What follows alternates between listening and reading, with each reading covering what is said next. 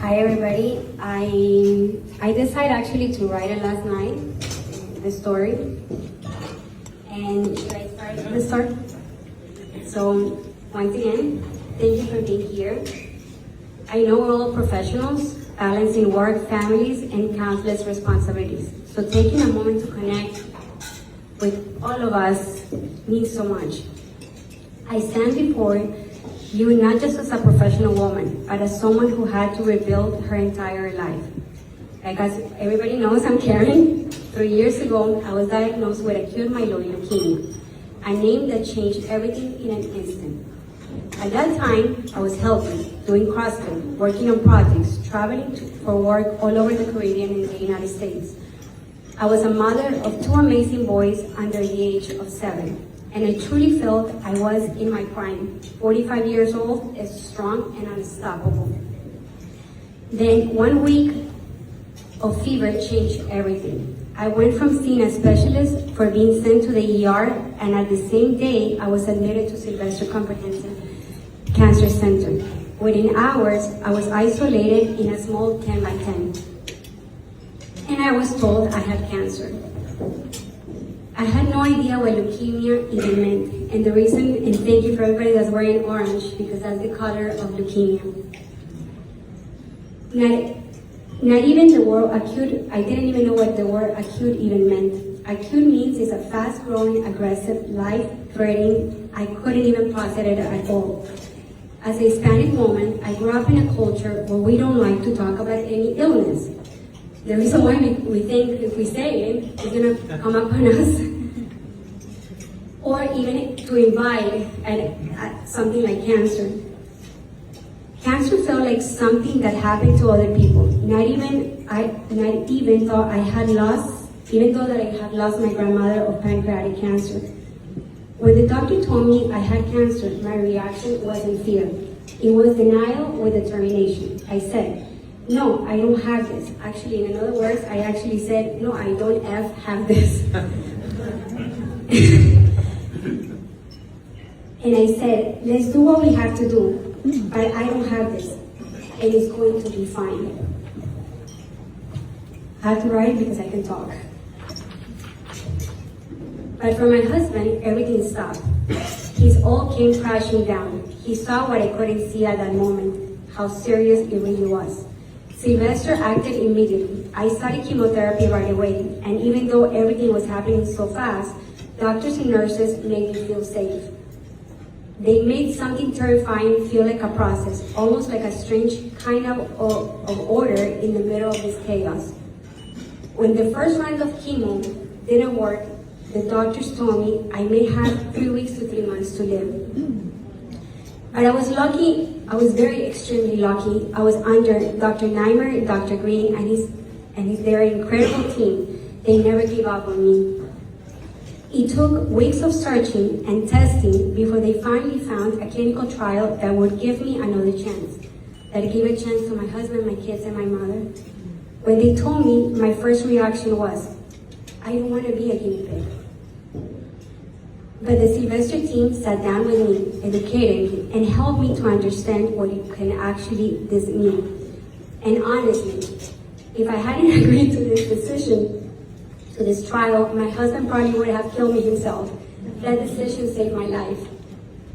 By then, my hair was already gone. Taken by the early rounds of chemo, a constant reminder of what cancer takes, but the clinical trial gave me time. It kept me alive long enough to receive a bone marrow transplant. Sylvester began to search for a donor. The first one actually didn't even show up. And just when we were losing hope, at the last minute, the last day, they found another match. She was a 70 out of 100. This woman, a completely stranger, a 23-year-old girl that actually serves the country, said yes. She gave me her bone marrow, and with that, she saved my life. That's why I wanted to take this moment to educate and remind everybody it only takes a simple cheek swab to register as a bone marrow donor. And if you're under 35 years old, you could be the match to save someone's life. And please, if you cannot donate blood, every single bag matters. I know because I received over 150 bags of them. And this is kind of like what I can't remember, because with my chemo brain, I don't even remember how many bags I received. The transplant process was brutal. It was even more aggressive treatment. You lose your strength, your appetite, your voice, your balance, even your memory. They gave you 28 days to recover, and in my case, it took 60 days. But as hard as it was, that stage gave me something unexpected, more strength. It gave me resilience, and yes, some resentment too. The kind that pushed you to fight harder, to take back control of your life. During the time, I received, like I mentioned, over 152 blood transfusions, countless of backup platelets. I fought infection after infection. But every day, I was sustained by love from my husband, my boys, my mom, the doctors, nurses, patient experience, my family, and I cannot mention the Miami community that came together to donate blood and support me. It's insane how one little post of social media that you're looking for blood, the community, you put 305 blood, and people came to give me blood. Believe it or not, out of the 10 months of isolation, when I mean 10 months of isolation, I actually stayed almost 10 months at Sylvester Comprehensive Cancer Center. I never watched television. The pain, the noise, I couldn't even bear it to hear it. But thank God for my husband. He built an office inside the hospital room. The team at Sylvester allowed him to recreate the workspace there, so he could be with me every single day. In all of those months, I only watched 2 Netflix shows, and that was enough. But what made isolation truly painful wasn't the treatment. It was not seeing my boys. Thank you. For all those months, I was confined to FaceTime. I could only watch them through a screen. Birthdays, school moments, hugs that had to wait, putting the kids to sleep. It was the hardest part that I wasn't there.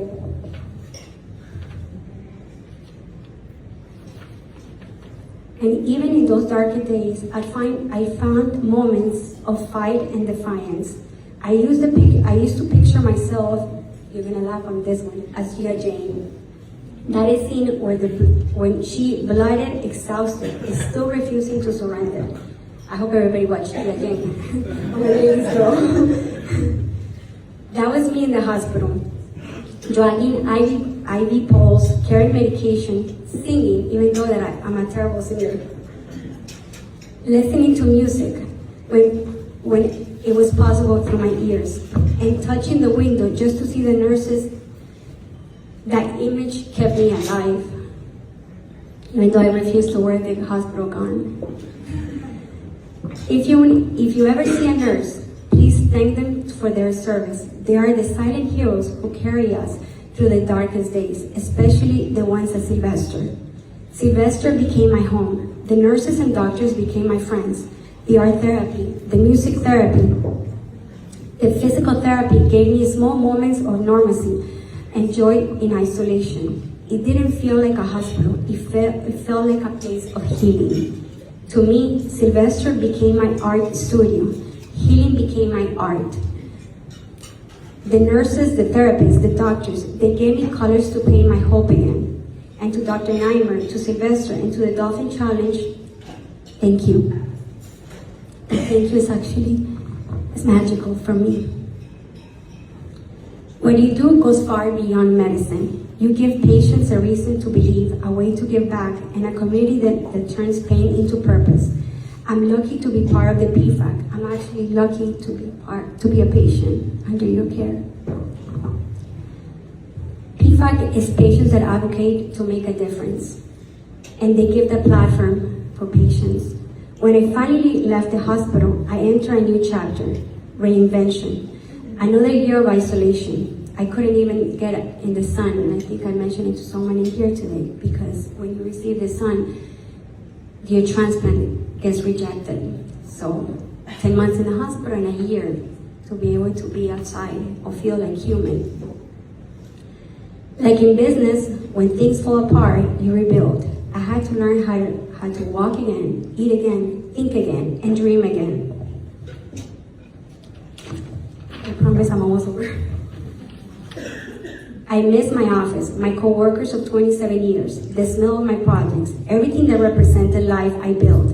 But isolation taught me perspective. It taught me that business, life, success mean nothing without health, gratitude, and human connection. Today, I approach everything differently.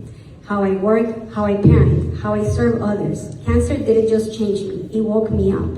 This journey taught me that never to let anybody to tell you no. When they said I had cancer, my answer was no, I don't. I'm in the best place with the best people, and we're going to do whatever it takes. From drilling my bone marrow to retrieve marrow samples, to testing my cognition, to rebuild my body, every single part of me had to start all over again.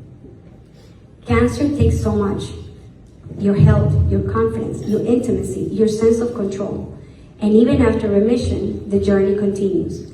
I live with something called graft versus host disease, which from some people, as you know, is GVHD, a condition that can actually affect different organs of your body after a bone marrow transplant. It is a constant reminder that healing isn't just about surviving.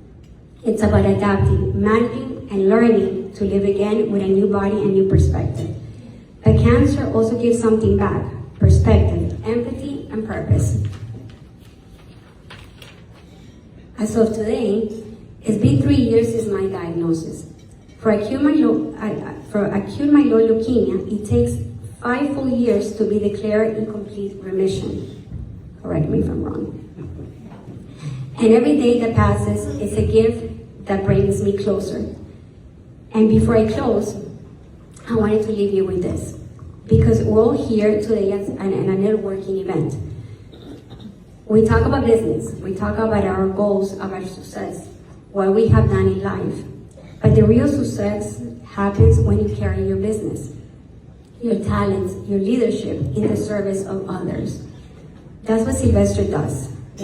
That's actually what he saved my life, that concept of serving others. And life after cancer is not a return to the old. It's a completely brand new life. You are never the same person again.